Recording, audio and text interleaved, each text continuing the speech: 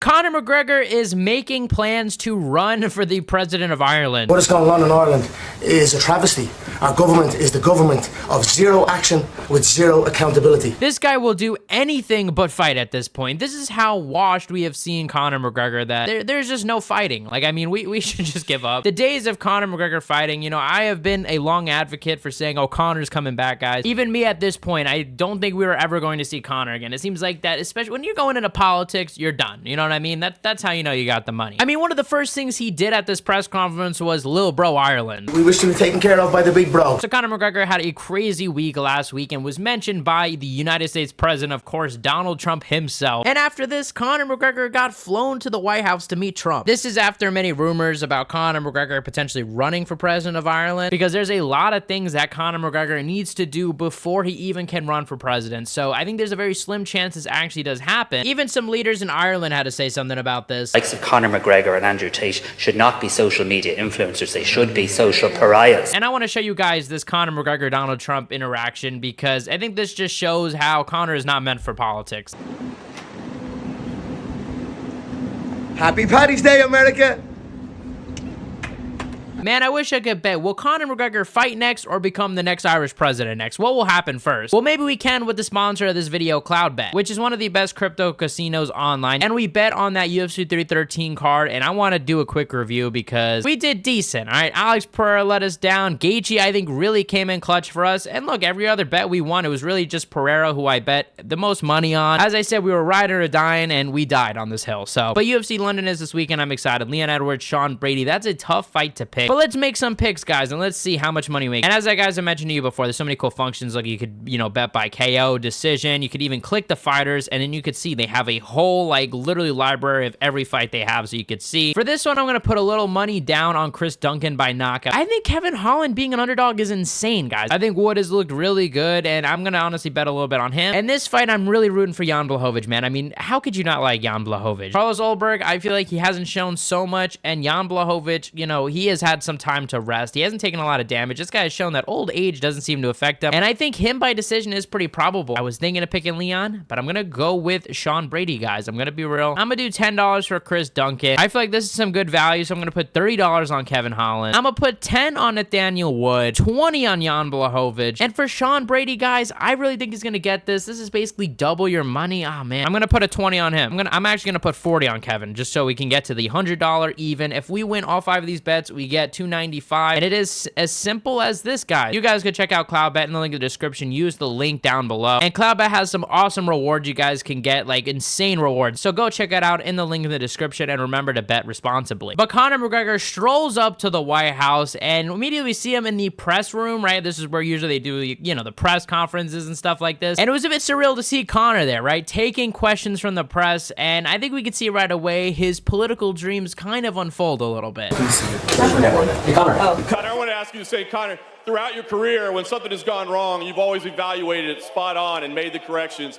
Right afterwards, you really did point to those low kicks and said how you know, dangerous those was. Okay, but that's what should have happened. Here's what actually happened. Conor McGregor, first off the bat, you know, basically Lil Bro's Ireland. We wish for our relationship with the United States to continue, and we wish to be taken care of by the big bro. You know, the United States should look after its little bro. Which is crazy, right? I mean, I'm from America, so, you know, look, big dog us, this is a W for us. But if you're running for the president of Ireland, shouldn't you big up your own country? Shouldn't your own country be big, bro? I don't know. That's just my opinion. Conor then makes weird poses behind the girl like he's flexing for a UFC photo shoot. And then he goes off on Ireland, talking about the many issues that, you know, he thinks Ireland faces. I can't really be the judge. Apparently, illegal immigration is crazy over there. What's going on in Ireland is a travesty. Our government is the government of zero action with zero accountability. You know, our money is being spent on overseas issues that has nothing to do with the Irish people. The illegal immigration racket is running ravage on the country.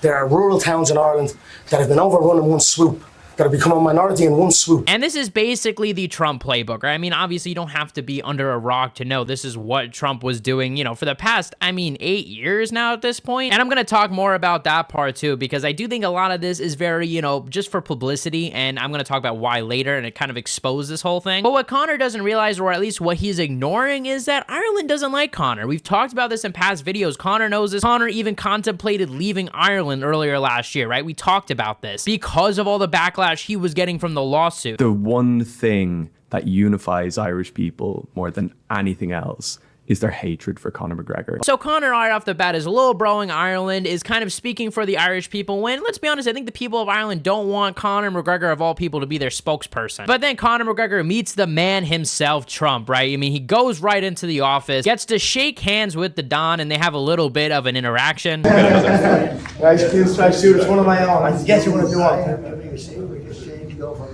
Congratulations. I tell you what, your work ethic is inspiring. Your work rate is inspiring.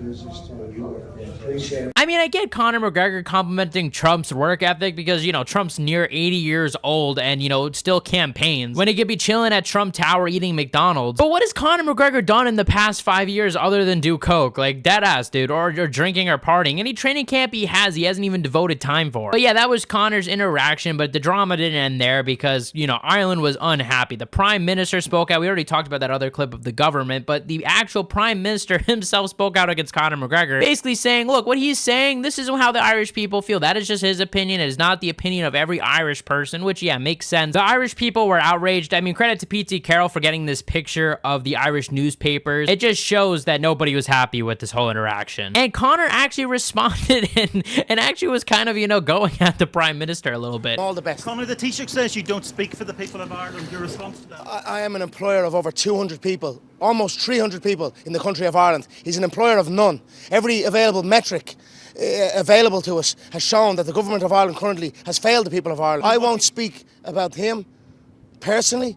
Throw a jab, I could throw many jabs at them. I could throw jabs handily at them. However, I speak on the metrics, and the metrics show they've failed the people of Ireland. Like, what is the timeline that we're living in right now that we're actually talking about Conor McGregor going to the White House? Like, this just seems so far-fetched. I feel like someone went back in time and actually, like, stepped on a leaf and just changed all of the events, because what the hell has been going on these past 5 years? And guys, I've been saying, I think this whole thing is pretty clearly a publicity stunt. There's a few things that we got to talk about that are huge misconceptions, because I dug into this to look into this myself. First of all, Conor McGregor becoming the president of Ireland is near impossible, and I know I've already seen comments saying, oh, well, Trump was at 3% in 2015. This has nothing to do with Conor McGregor being likable or not likable. This isn't like the United States where basically anybody can run for president. Well, in Ireland, it's not like that. You have to go through a lot of things, and you have to be, most importantly, nominated. And to get nominated, you have to, 1, have support from at least 20 members of the Irish Parliament, or 2, get support from at least 4 county or city councils. Or if you're a former president, you can nominate yourself, which Conor McGregor obviously is not. So you'd first have to get through the nomination, and then you would actually have to get the vote. The only thing I could find was a 2023 poll about Conor McGregor running for president. If the Irish people would vote for him, he got 8% of the vote, right? Which, as we just talked about, Trump, I know he was at a very low percent, but I think it's going to be very tough for Conor to get nominated, right? Because we are already seeing the Irish government shut this down. So good luck to any Irish politician risking their career to step on the lines for Conor McGregor, a guy who has a terrible temperament, who has shown to be irresponsible time and time and again. Like, Conor McGregor running for president actually kind of makes Trump look more legit of a politician going into the presidency. Conor McGregor actually punched a guy at a bar. I mean, Conor, we're talking about an outlandish guy like Conor. But my final thing is, as I've said, I think this is publicity, right? And I want to really, you know, delve into this because a lot of people aren't understanding. Conor is saying this to an American audience. He isn't trying to appease an audience in Ireland, I don't think. I think this is strictly for the American audience. This seems like a very calculated move for PR. He's using the term president despite the Irish president holding very little power. It's mostly a ceremonial position, but you actually don't change anything. Like, you know, the president of the United States has very little power. Like, compared to Ireland, I mean, the president of the United States is like the king, because in Ireland, you actually have no power. So even if Conor McGregor were to, you know, run for president, become the president, it's purely a ceremonial position. And I think it's interesting for him to say president, right? Because I think this, once again, is all for the American audience. This is what the American audience thinks of, is that Conor's going to be the president and shut down immigration. It wouldn't be a year in the MMA world without Conor McGregor doing something totally outlandish. Thank you guys for watching. Check out my last video where I talked about Bryce Mitchell claiming Gene Silva was possessed by demons. You guys are the best fan base in MMA. Hit the subscribe button, like, comment, and share, y'all, and I'll see you guys in the next one.